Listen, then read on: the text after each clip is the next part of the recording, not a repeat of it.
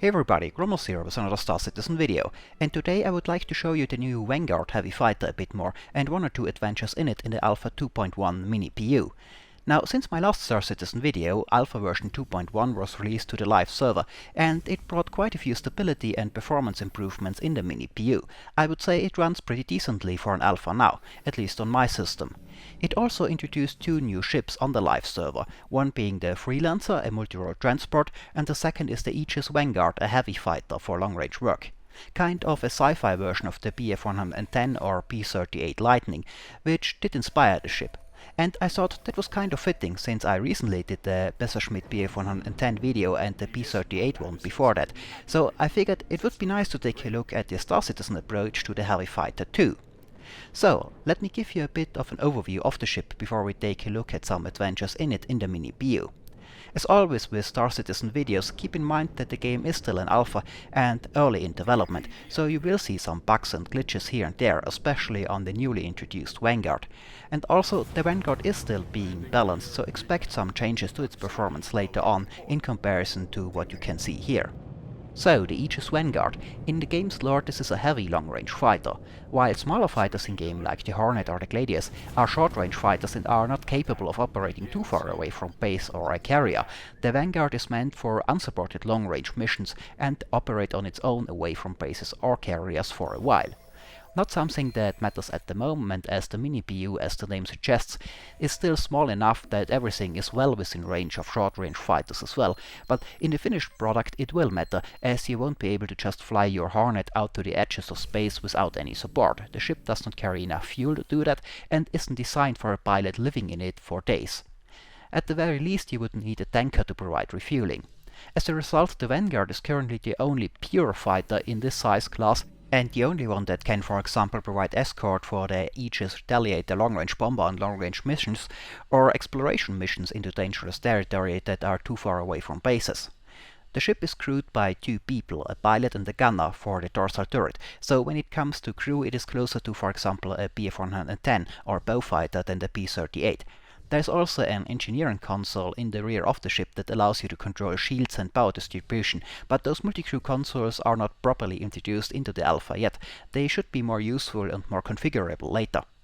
The ship also has living accommodations for its crew, as one would expect for a ship that is meant to operate on its own in deep space for days or longer.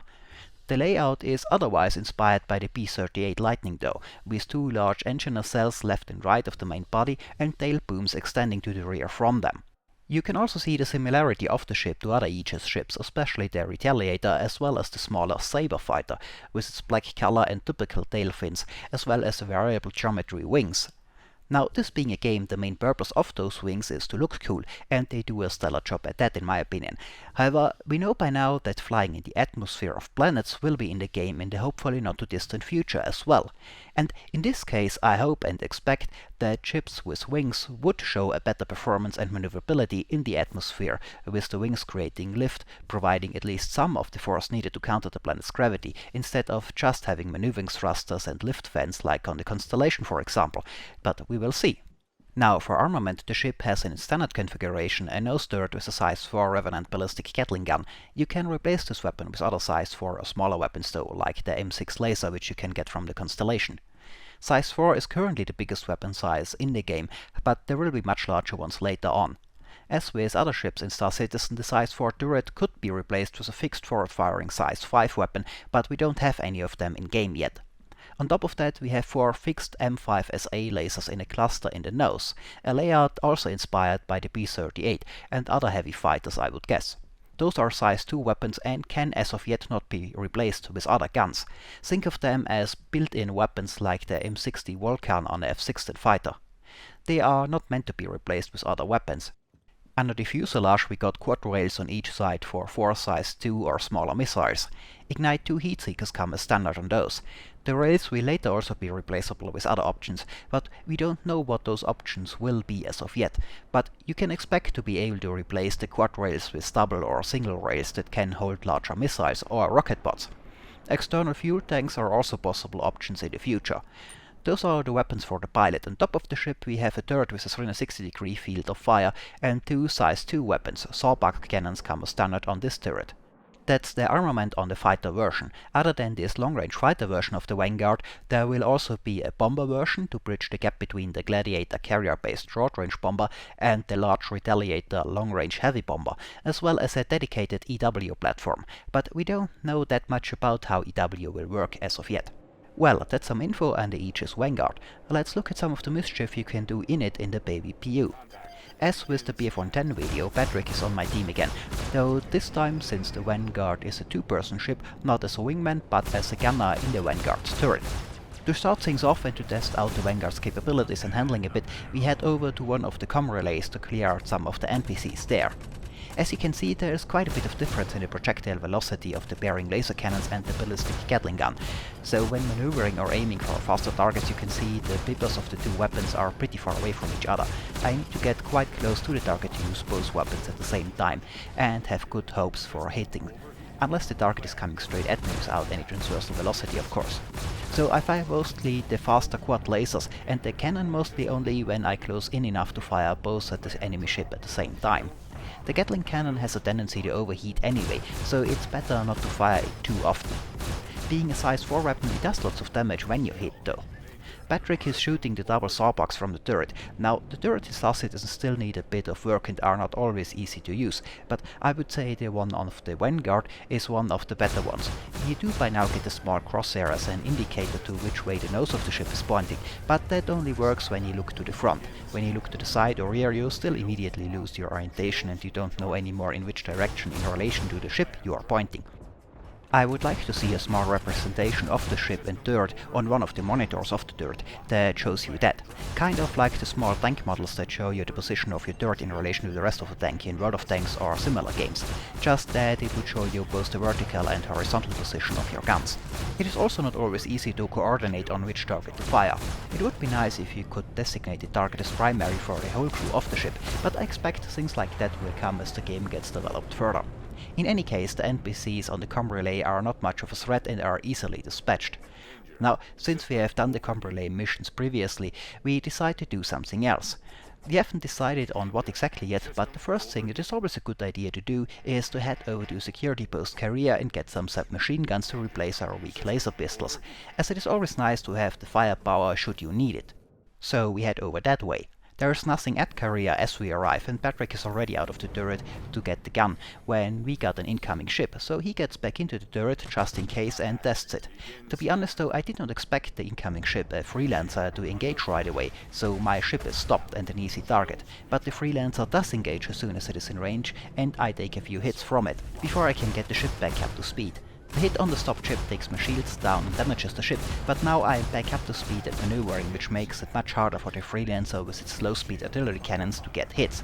Since the Freelancer is a pretty big target, not too fast, I use the Gatling gun more often this time, as it is easier to get the second pip on the larger target. The size 4 Gatling cannons do some damage, and the lasers from the nose and sawbucks from the turret do their part as well. Now, the multifunction displays of the Vanguard are not properly hooked up yet, so I can't see the status of the enemy ship and what damage we have done so far, but the Freelancer disengages pretty quickly and uses cruise mode to open the distance up a bit, and I switch to cruise mode myself to give chase. Now we eventually get a bit closer to the Freelancer, and I lock it up with a missile, and my gunner starts to fire a few more bursts with the sawbucks from the turret. But the Freelancer opens the distance up again as I go to SCM for a second to maneuver, and before we get close a second time, the Freelancer does a quantum leap and leaves the area. And there are no other ships close to the station at this point. However, more could arrive at any time, and since our Vanguard has taken some damage in the initial volley of the Freelancer and I am low on missiles and ammo, we decide to head to Cryo-Astro repair station before we go back to our mission of acquiring some submachine guns. At Carrier you always have to expect being attacked, and I rather have a repaired ship in that case. So we quantum leap to the repair station, approach one of the repair pads, put the ship in decoupled and land.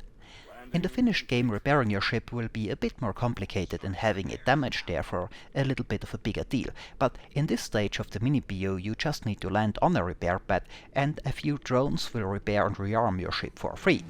My gunner in the meantime is leaving the ship and taking a look at the repairs from the outside, and I decide to do the same and look a bit at the repair station, as I have not taken a closer look at this lower repair pad yet and I want to have a look around.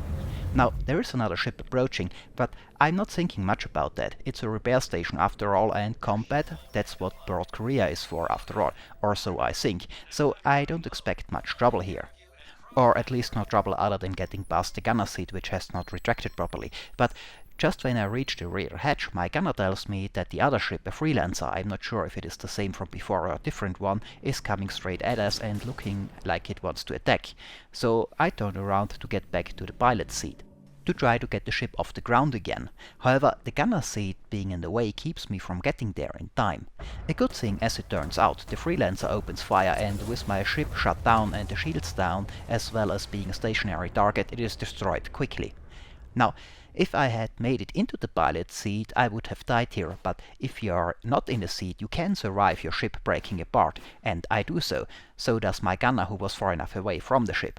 Now, I'm not sure if the freelancer pilot realizes this, but he is just hanging up there in space. So we use the suit's small thrusters to try to get there, hoping he sticks around long enough for us to enter the freelancer and exact some revenge for the loss of our Vanguard, as well as acquiring a replacement ship.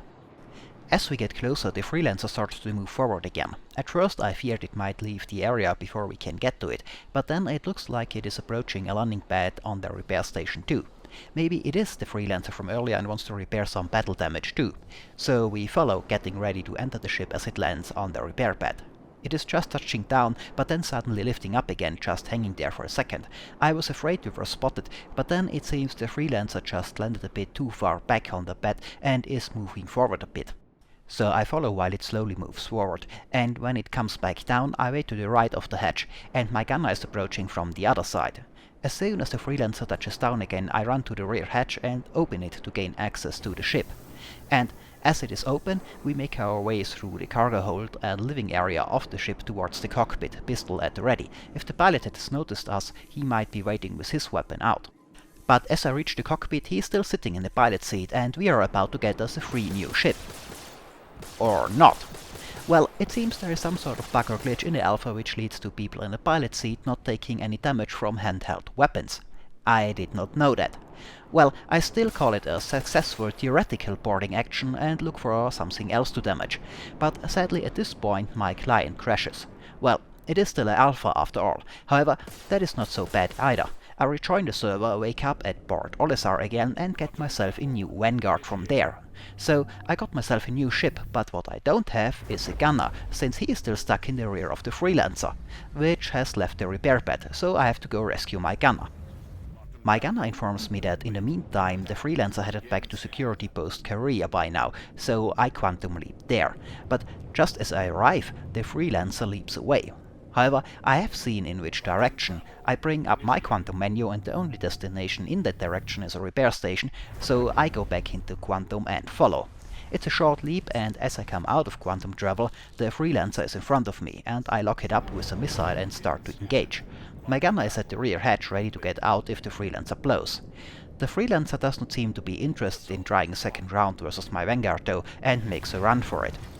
First he crews, and as I catch up he leaps away towards Crusader. I can't follow right away, and the freelancer as it lands at Crusader changes direction and leaps somewhere else, and then is leaping right away again when he lands at his destination to throw me off and cover his movements. However, I'm not quite sure if he realizes that my gunner is still in his cargo hold telling me exactly where he is going. So when he's done with his evasive maneuvers and ends up at the repair station again, landing on the repair pad, since he apparently still hasn't repaired his ship, I leap in, and since he blew up my Vanguard at the repair pad, I have little remorse returning the favor. My gunner is jumping out the hatch and getting some distance as I start to fire, and this time it is the freelancer that is a stationary and easy target. Now all I have to do is land and pick up my buddy. And well, since our pistols have truly proven less than effective, we decided to go back to what we initially intended to do, head to Korea and get some submachine guns. We just came out of quantum travel at security post Korea, and I immediately have one contact on my radar screen.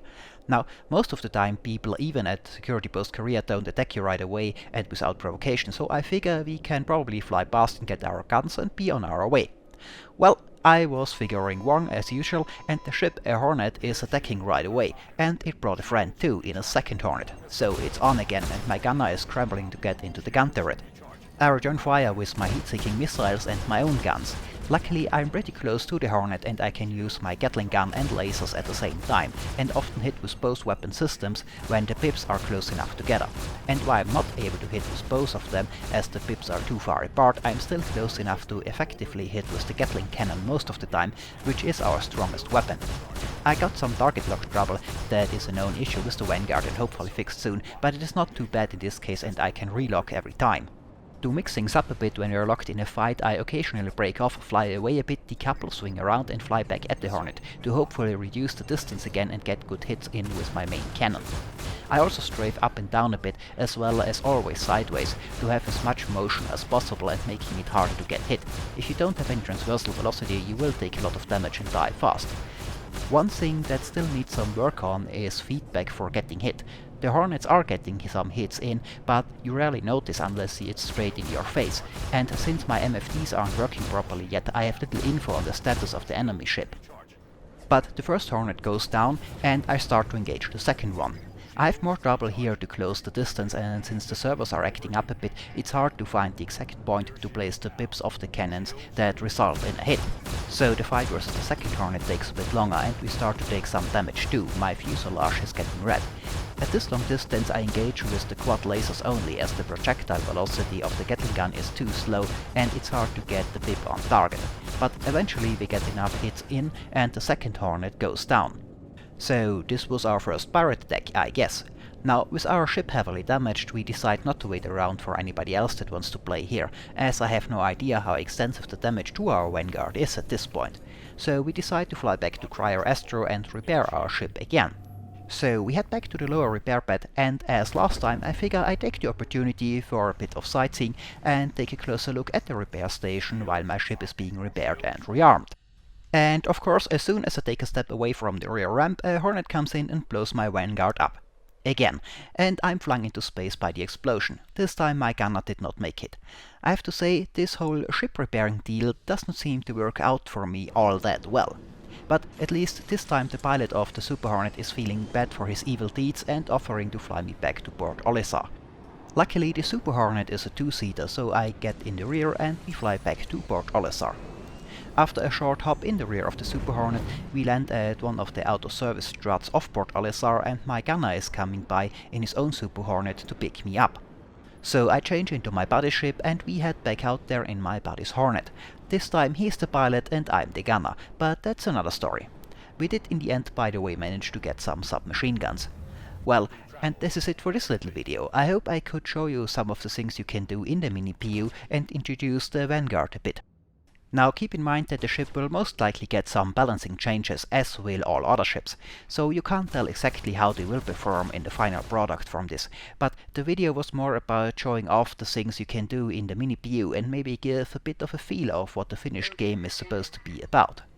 Well, and this is it for this video. I hope it was entertaining, thanks for watching and maybe I'll see you next time.